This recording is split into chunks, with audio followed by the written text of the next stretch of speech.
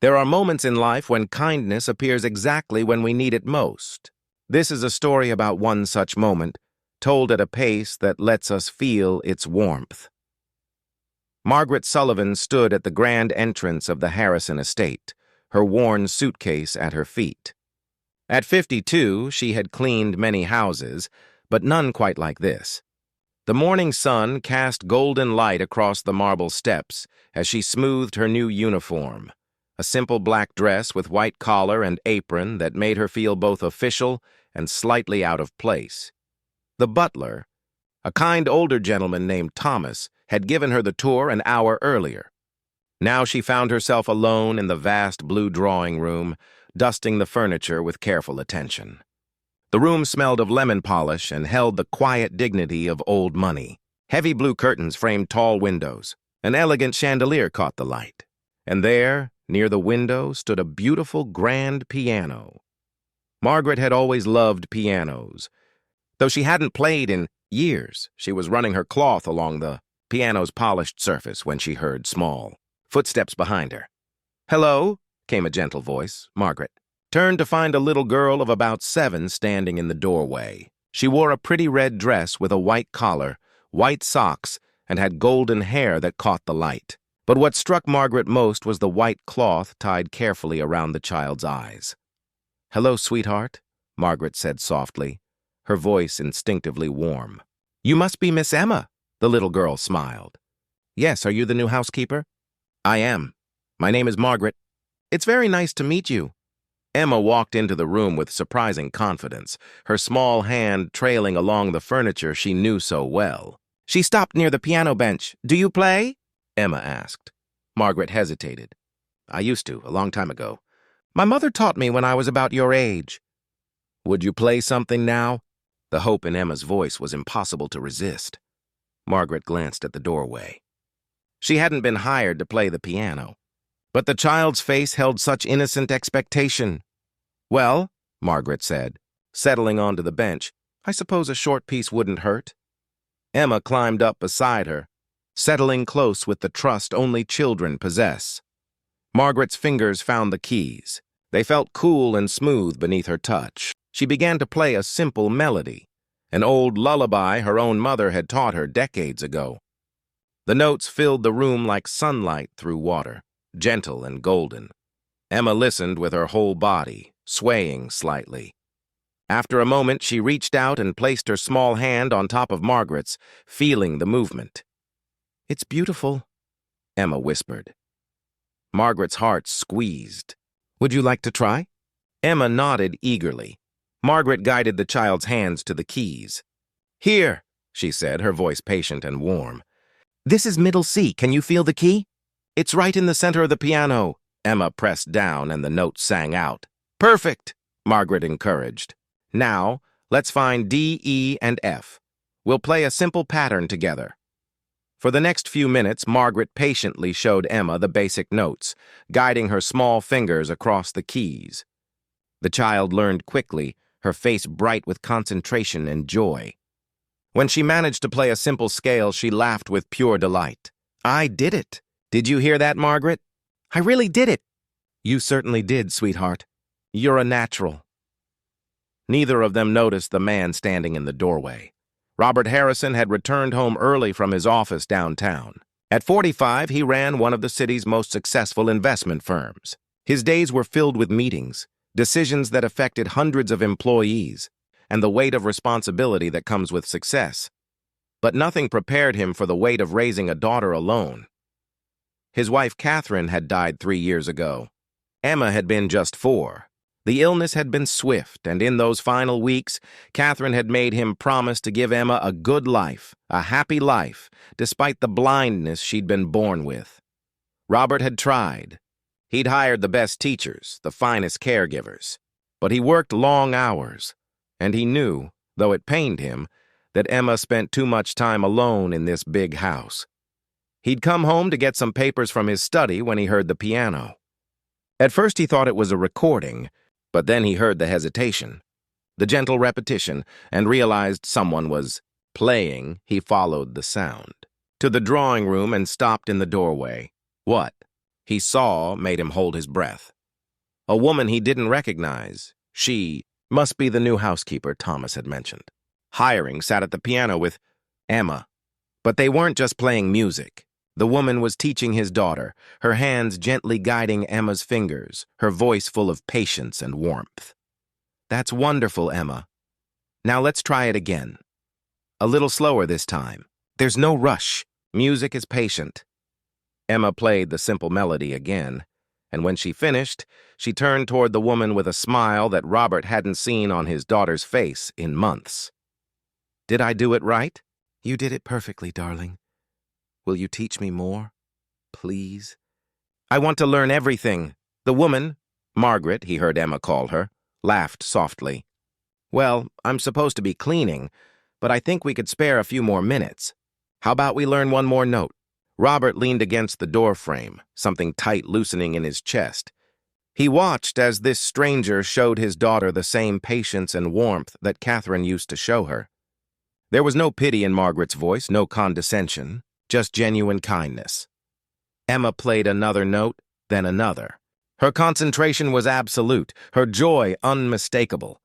Robert felt his eyes sting with unexpected emotion. When was the last time he'd seen Emma this engaged, this happy? He tried to give her everything money could buy, but watching this simple piano lesson, he realized what his daughter needed most was something money couldn't purchase. Genuine human connection, patience, and time. He cleared his throat gently. Both Margaret and Emma startled. "Papa!" Emma's face lit up. "You're home. Did you hear me play? Margaret's teaching me piano." Margaret stood quickly, her face flushing. "Mr. Harrison, I'm so sorry. I was supposed to be working and I—" Robert raised his hand, his expression soft. "Please don't apologize." He walked into the room, his eyes kind. "I'm Robert Harrison. You must be Margaret, our new housekeeper." "Yes, sir." Margaret smoothed her apron nervously. "I should have asked permission before—" "You gave my daughter something she hasn't had in a very long time," Robert interrupted gently. "I should be thanking you." Emma reached out toward her father's voice, and Robert moved to her, placing his hand on her shoulder. "Papa, Margaret used to play piano when she was my age. Her mother taught her. And she says I'm a natural. Can she teach me more, please?" Robert looked at Margaret, who met his gaze with quiet dignity. He saw kindness in her eyes and something else, a depth of understanding that came from her own experiences with loss and life. "I would like that very much," Robert said. "If Margaret is willing," Margaret's expression softened. "I would be honored." Over the following weeks, something beautiful unfolded in the Harrison household. Every afternoon, after her housekeeping duties, Margaret would sit with Emma at the piano. The lessons started simply, learning notes, basic rhythms, the feel of the keys. But they grew into something more. Margaret would describe the music to Emma in ways the child could understand. "This part sounds like rain on a window," she would say. "And this part is like sunshine breaking through clouds." Emma absorbed it all, her natural talent blossoming under Margaret's patient guidance. Robert found himself coming home earlier. He would stand in the hallway, listening to his daughter's laughter mixed with piano notes. Sometimes he would sit in the drawing room, working on his laptop while they practiced, comforted by their presence. One evening, about a month after Margaret had arrived, Robert joined them at the piano. "May I listen?" he asked. "Papa, sit here." Emma patted the chair beside the piano. "I'm going to play the whole piece Margaret taught me."